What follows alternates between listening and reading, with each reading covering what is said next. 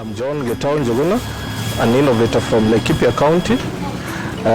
When we encountered this pandemic of COVID-19,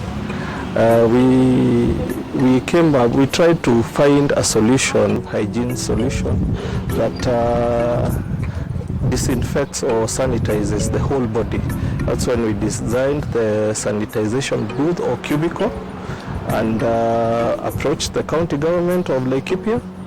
They were impressed by what we did. The governor himself visited our workshop, and after that they ordered for some of the units which we've installed in the hospital, in the markets. They will be up and running.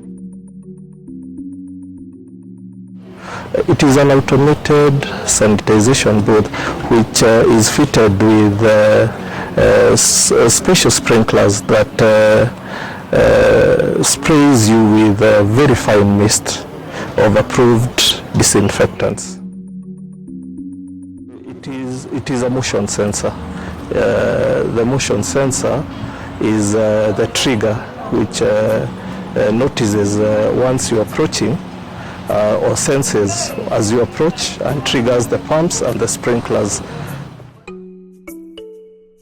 In matters pertaining to innovation, we have the skill, we have the manpower.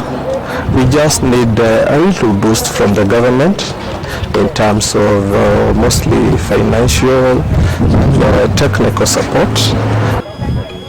They have been of great help in terms of technical marketing. We really thank them for the help they have offered, and we're looking forward to partnering more with them to fight this pandemic. I would encourage them to really keep trying, especially in the Juakali sector. You have to keep trying, and at some point, someone will notice you, or will notice your products and buy them.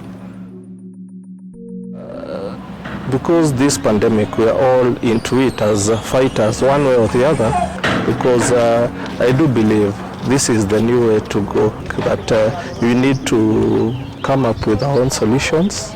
We all have to do something to bring this pandemic, or to fight this pandemic. This is my contribution as a Kenyan in the fight against COVID.